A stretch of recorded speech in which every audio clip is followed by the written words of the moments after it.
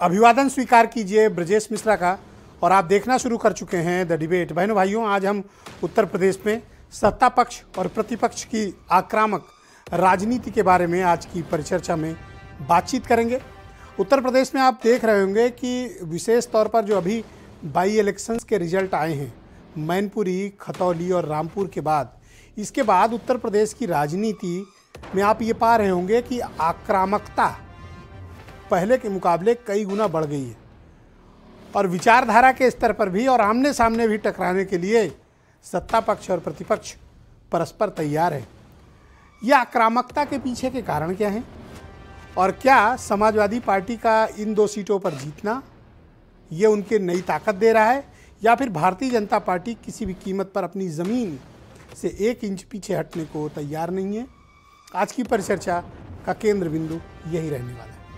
बहनों भाइयों, उत्तर प्रदेश की राजनीति बहुत ही दिलचस्प है और कई बार आपको कोई ऐसे बड़े अनुभव दे जाती है जो दूसरे मायनों में बड़े सर्वथा अलग होते हैं।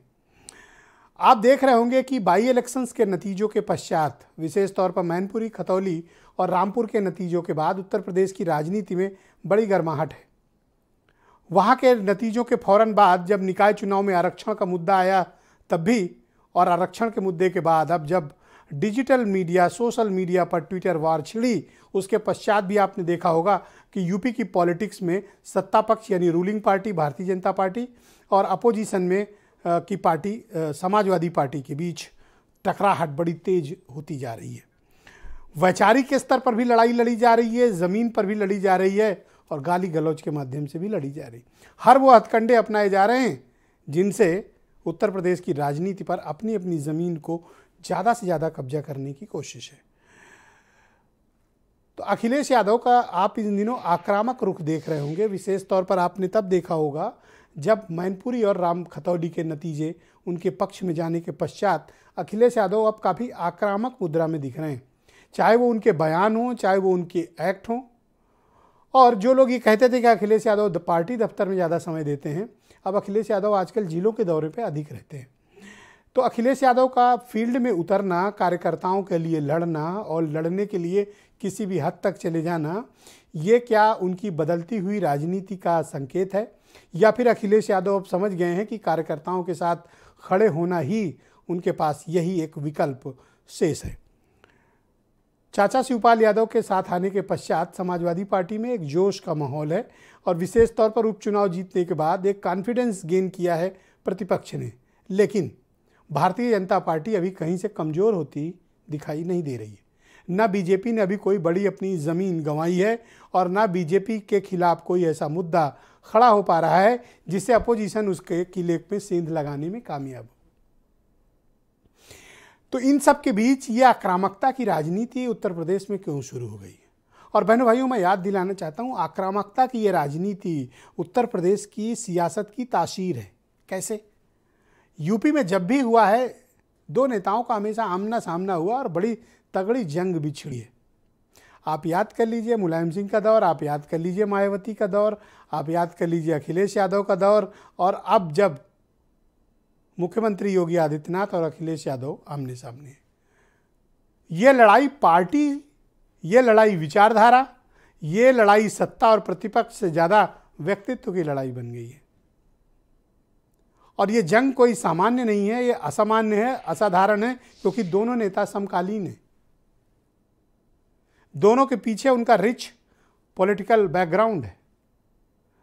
तो उत्तर प्रदेश में जब अब 2024 यानी जनरल इलेक्शंस का वक्त आ रहा है, इन नेताओं की और इन दलों की टकराहट ज़मीन पर क्या गुल खिलाने वाली है?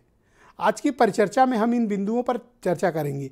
इसके अलावा प्रतिपक्ष के जो और प्रोमिनेंट पॉलिटिकल पार्टीज़ हैं वो क्या तैयारी कर रही हैं, उनकी क्या अपनी प्रिपरेशन है, और विशेष तौर पर जो छोटे दल जिन्होंने क्षेत्रीय इलाकों में पिछले कई चुनावों में अपनी महत्वपूर्ण उपस्थिति दर्ज कराई है, उनका पॉलिटिकल अलाइनमेंट किसके साथ है, और उनकी भी आक्रामकता की जो राजनीति है वो पहले के मुकाबले बढ़ी है।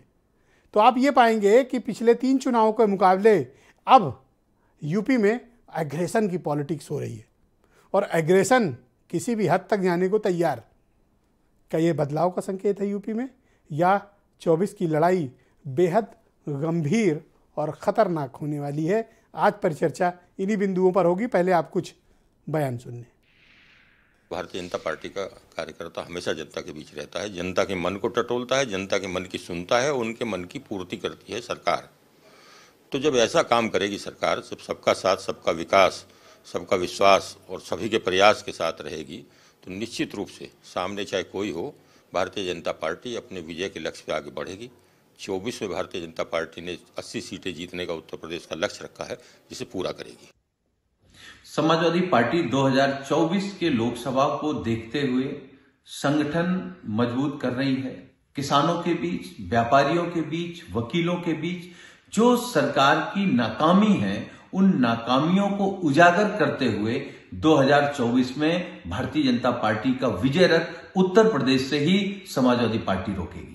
लोकसभा चुनाव दूसरा होता है, विधानसभा का चुनाव दूसरा होता है। पूरे देश में कांग्रेस पार्टी मात्र एक विकल्प है, भारतीय जनता पार्टी को हराने की।